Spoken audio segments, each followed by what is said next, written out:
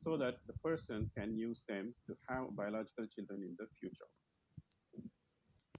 And why should we do fertility preservation? Yes, of course, we know very well after listening to particularly a lot of talks yesterday that there are medical reasons or social reasons. Of course, under medical reasons, treatment of cancer or transplantation or autoimmune diseases may affect the fertility severely. And particularly radiotherapy and chemotherapy, they are toxic to gonads and gametes, particularly during the prolonged treatment. And chemotherapy may affect the infertility in adulthood if the therapy was given before puberty. Also, it affects the DNA integrity of the gametes, also the quantity and quality of them. The options of fertility preservations in adult males is sperm freezing, testicular sperm extraction, testicular tissue freezing. But when it comes to prepubertal males, testicular tissue freezing has been experimental. But whereas for adult females, we have egg and embryo freezing or ovarian tissue freezing. And when it comes to prepubertal females, only ovarian tissue freezing has been available. So if you look at that, the types of options available from the ART side, we see that mostly it involves all the gametes and embryos, and of course the reproductive tissues. So to do all these things, you need an ART lab. An ART lab is already approved and accredited for handling gametes and embryos. And staff working there are also trained for the same specific purpose. ART lab already has facilities provided for cryopreservation, which serves usually the infertility patients. Of course, if needed further, we may obtain necessary approval and accreditation for fertility preservation. ART lab has some prerequisites to establish the quality of work to be done there. So it should be located in a place where there is less human traffic in the center. And of course, it should be adjacent to the OT. That's the most preferred one. But when it comes to fertility preservation, even we may do from an off-site OT. Air quality in the ART lab should be having positive pressure, 20 to 25 changes per hour. And at least you must have a European Union GMP standard. The ART lab must have adequate equipment. Of course, uninterrupted power supply is very critical.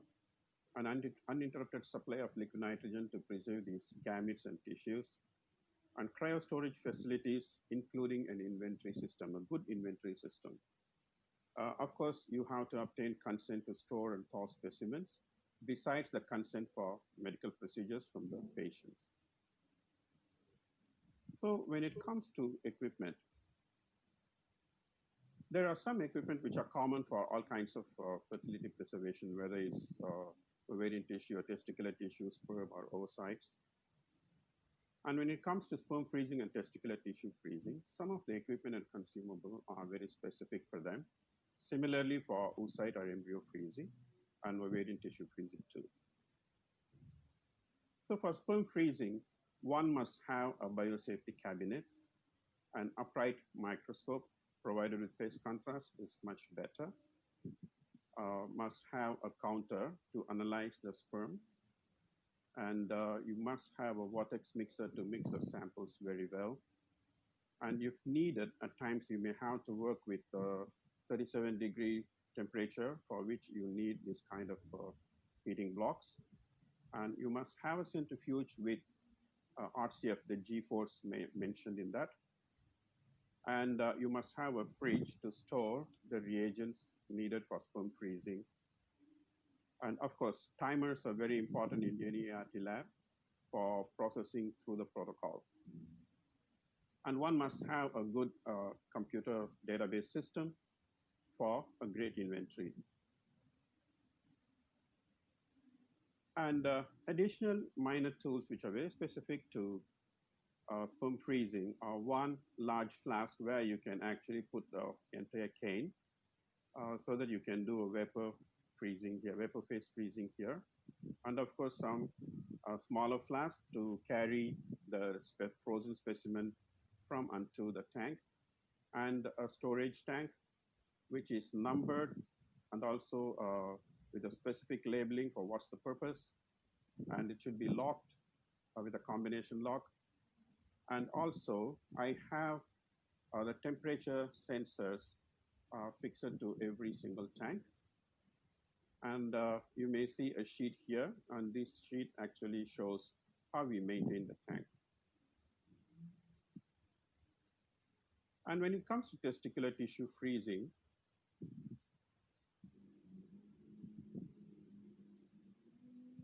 you may use a bent posture pipette, bent over the flame. This is to actually tease out the tissue or press the tissue to release the sperm. And also, you may have 0.5 ml insulin syringes, which are very good in teasing the tubules. Or you may use pre-sterilized microscope slides to tease out the tissues.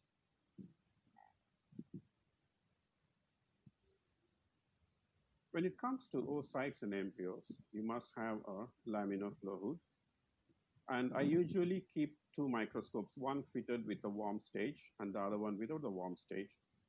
This will come very handy, particularly when we thaw the frozen embryos or frozen oocytes, because you need to maintain two different temperatures. Of course, I keep always a flask filled with liquid nitrogen to keep a cane with the straws or the cryo vials. And you must have a very good incubator system where you're going to keep these oocytes and embryos under culture. And to handle them, it might be better to use a stripper with flexiped tips. When it comes to ovarian tissue, the requirements may be slightly different. Particularly when you want to do slow freezing, you have to have a programmable freezer. Although I show planner here, you may use any other brand that is available to you. And again, I always keep some flasks with liquid nitrogen in the laminar flow hood. And for ovarian tissue, I need to have additional tools such as a bent fine forceps and bent smaller scissors or larger scissors, scalpel with surgical blades, and of course, a tissue slicer. So this tissue slicer will help you to cut the ovarian cortex into equal pieces and fine pieces. Also, I keep a very fine forceps to handle the tissue. And when you do ovarian tissue, sometimes you have to validate the survival of the follicles. So you have to send them for histology, in which it's very good to have a collaboration with a histology lab. And if you're going to do a bioassay of this frozen thawed ovarian cortex tissue, it would be good to have a collaboration with an animal lab. If you are located in an institution, it's better that you have your own animal lab and your own facilities to handle this. Otherwise, you need to establish a contract with an animal lab that is available nearby your center. Sometimes we have to do the transport of tissue from offsite. This is what I mentioned in one of the slides earlier. You may have to carry the tissue from an OT, which is offsite or which is away from the ART lab. And if you're going to transfer them at 37 degrees Celsius, it's better to have a portable incubator with a rechargeable battery. And when you go there, you have to make sure that these batteries are fully charged, and the lid should be lockable so that nothing actually spills out of this portable incubator. And if you're going to use your car to transport, and if you have a car charger for this, it's usually very good. And of course, you must have a box for accessories. So I keep these two tiny drawers where I keep all the consumables required for harvesting and analyzing the tissue at the OT that is offsite. And if you're going to transport the tissue on ice, it's good to have a nice ice box. Of course, you must have either ice or ice packs, which can last you for 4 to 5 hours.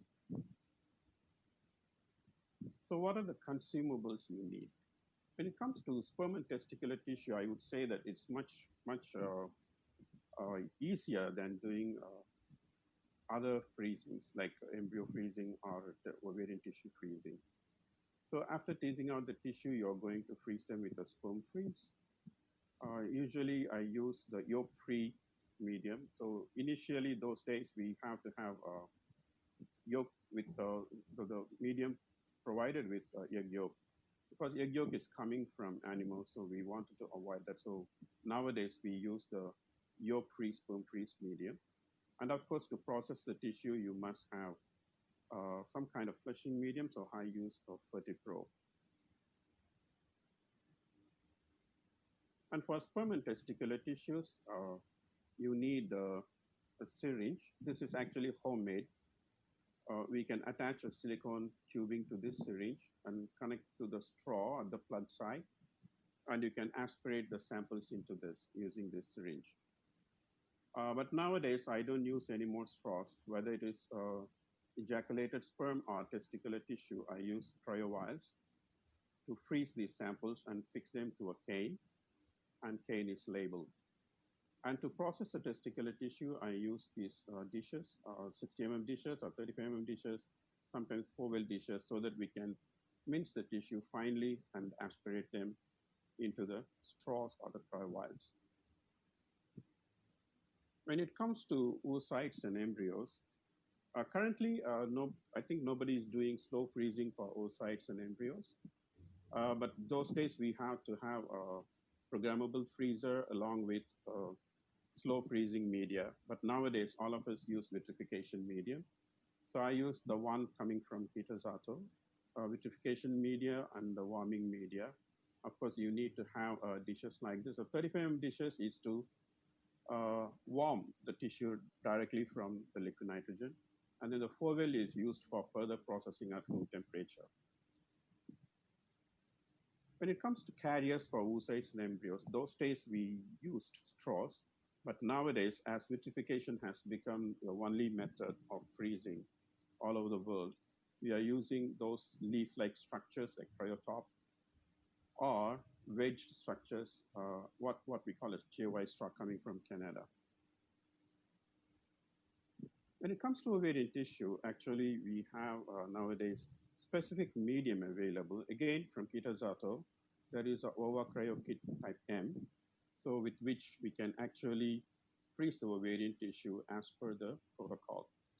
Again, I'm not going into the protocols because these protocols will be explained by other speakers later. These vitrified ovarian tissue can be loaded onto a cryo device or onto a copper grid, and then it's frozen directly into the liquid nitrogen. So that's about the equipment. And what are you going to do to establish a cryostorage facilities? Where are you going to keep them? So when it comes to location of the storage tanks, ideally they should be stored in a separate room, better if it is fire rated and well connected to the lab. And low oxygen alarm is mandatory. So in cases of leaks of liquid nitrogen, you might have a hypoxia situation. So to alert the staff not to enter the lab, a low oxygen alarm is required. And of course, the place has to be air conditioned so that the evaporation is minimized. And the persons who are going into the lab must wear cryo gloves and goggles, and they should look for the warning of the low level oxygen in the cryo storage room. And there should be a first aid kit always available in the room to treat for burns. And risk assessment of staff as well as tissue must be done there. And the storage, when you store all these tissues, you must have a detailed location that is documented. It is mandatory, it must be there. And tanks should be numbered in 1, 2, 3. And the separate tanks for infectious samples, although cross-contamination is not yet proven in ART samples. But if you are following a closed system of carriers, I think this caution may not be necessary. And labeling of each straw and identity of each sample should be maintained and documented very well, and inventory check to be done periodically. And when it comes to labeling, you must use a label which is actually it's liquid nitrogen proof. So we use Brady label printer and then labels for canes, cryovials, as well as the straws. When we label, actually, we are labeling the samples with patient's name, unique identity number, date of birth, or any other similar identity. And each carrier or straw is numbered with the ID as above. And also, we have color code of the straw. So everything is documented on a freezing sheet. And all these should be double witnessed by another embryologist or a laboratory staff. And again, when it comes to the paperwork, so I am giving you live examples of what I do in my lab. So this is one for sperm freezing and storing. So you can see that even the husband actually declares that the sample is his own. So we will have wives and patients name label here. And when the tissue sample is, the tissue or the sample is processed, also is who has done it and who has double witnessed it, and transfer of sperm sample from step 1 to new clean test tube, and then loading samples into the freezing straw vial, and freezing and storing the sperm sample into the following location. So the location is mentioned as tank number, canister number, goblet or cane number, and how many straws.